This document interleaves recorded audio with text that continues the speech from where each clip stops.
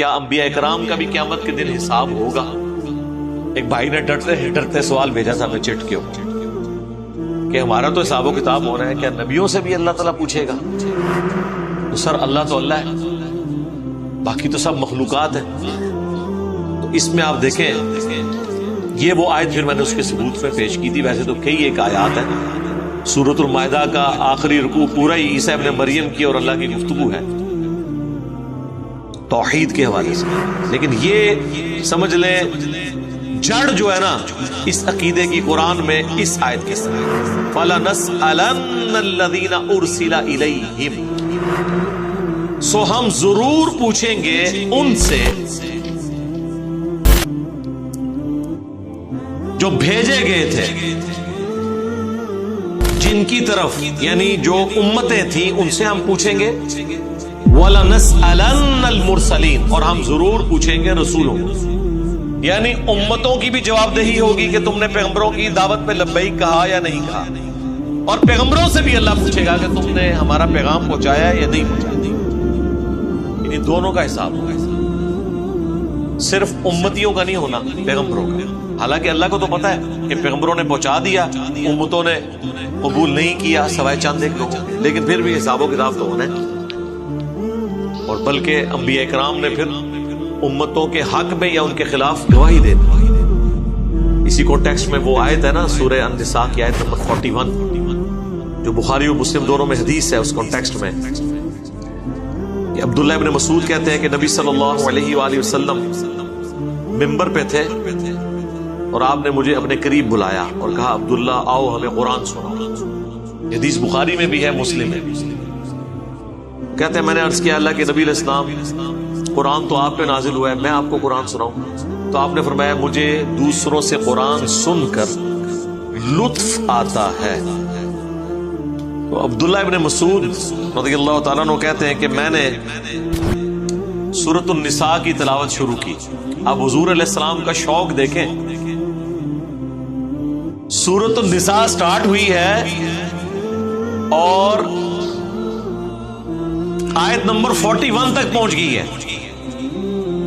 جب یہ آیت آئی نا فَكَيْفَ إِذَا جِئْنَا مِن كُلِّ أُمَّةٍ بِشَهِيدٍ، وہ کیسی کیفیت ہوگی، وہ کیا حال ہوگا جب ہم ہر امت میں سے ایک گواہ کو اٹھائیں گے، یعنی وقت کے پیغمبر کو۔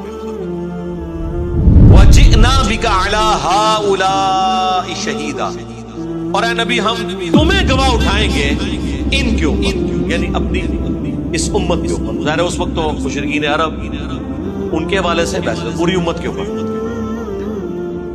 تو وہ کہتے ہیں جب میں اس آیت پہ پہنچا نا تو نبی علیہ السلام نے کہا عبداللہ بس کرو بس کرو۔ تو کہتے ہیں میں نے نگاہ اٹھا کے دیکھا تو اللہ کے نبی علیہ السلام کی آنکھوں سے آنسو رواں تھے کہ مجھے اپنی امت کے خلاف گواہی دینی۔ وقال الرسول یا رب ان قوم اتخذوا هذا القرآن مہجورا، رسول اللہ شکایت کریں گے کہ اے اللہ میری قوم نے قرآن کو پیٹ کے پیچھے ڈالا۔ اندازہ کریں نبی علیہ السلام کو یہ ٹینشن ہے کہ مجھے ان کے خلاف گواہی دینی ہے، جن کے خلاف گواہی ہے انہوں نے ٹینشن ہی کوئی نہیں، وہ پتہ کہ کہہ رہے ہیں جو کچھ بھی ہے تیرے محبوب کی امت سے ہے۔ جن کے اوپر ہمارا تکیہ ہے نا وہ تو پریشان ہے کہ میں نے ان کی شکایت لگانی ہے، اور امت یہ بے فکر ہے کہ جو کچھ بھی ہے اس کی امت سے ہے۔ جن کی امت سے ہے وہ پریشان ہے کہ مجھے تو شکایت لگانی ہے۔ اگر حضور کو اب یہ جنتوں میں اللہ تعالیٰ بتا دے کہ آپ کی امت تو یہ کہہ رہی ہے آپ کے بارے میں کہ جو کچھ بھی ہے تیرے محبوب کی امت سے ہے، تو نبی علیہ السلام کے غم میں اضافہ ہی ہوگا کہ میں تو زندگی بھر اس غم میں رویا ہوں کہ مجھے امت کے خلاف گواہی دینی ہے، تو میری امت نے بجائے میری دعوت قبول کرنے کے میرے پہ ہی تکیہ کر لیا۔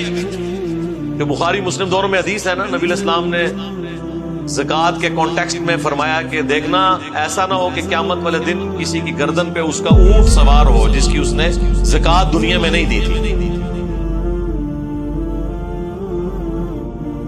آپ نے فرمایا کہ کوئی شخص قیامت کے دن اس طرح نہ آئے کہ وہ اپنی گردن پر ایک ایسی بکری اٹھائے ہوئے ہو جو چلا رہی ہو اور وہ مجھ سے کہے کہ اے محمد صلی اللہ علیہ وسلم مجھے عذاب سے بچائیے، میں اسے یہ جواب دوں کہ تیرے لیے میں کچھ نہیں کر سکتا، میرا کام پہنچانا تھا سو میں نے پہنچا دیا، اسی طرح کوئی شخص اپنی گردن پر اونٹ لیے ہوئے قیامت کے دن نہ آئے کہ اونٹ چلا رہا ہو اور وہ خود مجھ سے فریاد کرے، اے محمد صلی اللہ علیہ وسلم مجھے بچائیے، اور میں یہ جواب دے دوں کہ تیرے لیے میں کچھ نہیں کر سکتا، میں نے تجھ کو خدا کا حکم زکوٰۃ پہنچا دیا تھا۔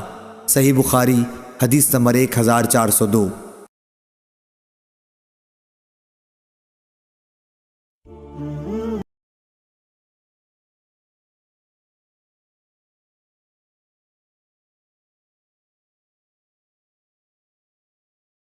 بخاری اور مسلم دونوں میں حدیث ہے، اے میری بیٹی فاطمہ، میرے مال سے جو کچھ لے لینا ہے وہ لے لو دنیا میں، آخرت میں اگر اللہ کے حضور پکڑی گئی تو میں تمہارے کچھ کام نہیں آؤں گا۔ بلکہ پوری حدیث تو اس طرح نبی علیہ السلام نے پہلے اپنے چچا کو کہا، پھر اپنی پھوپھی کو کہا، ایک ایک رشتہ دار کو۔ وہ سورہ الشعراء کی آیات نازل ہوئی نا کہ آپ اپنے قریبی رشتہ داروں کو ڈر سنائیے۔ رسول علیہ السلام نے کہا، اے نبی کے چچا عباس، میرے مال سے جو کچھ لینا ہے لے لے، اگر اللہ نے تجھے پکڑ لیا میں تیرے کچھ کام نہیں آؤں گا۔ اے اللہ کے نبی کی پھوپھی صفیہ، میرے مال سے جو کچھ لینا ہے وہ لے لے۔ ایک ایک کا نام لیا، اس کے اینڈ پہ آتا ہے کہ اے نبی کی بیٹی فاطمہ۔ سب سے جگری رشتہ یہی ہو سکتا تھا، جو کچھ لینا ہے لے لے، لیکن آخرت میں اگر اللہ نے پکڑ لیا میں تیرے کچھ کام نہیں آؤں۔ تو نبی علیہ السلام تو امت کو بتا گئے۔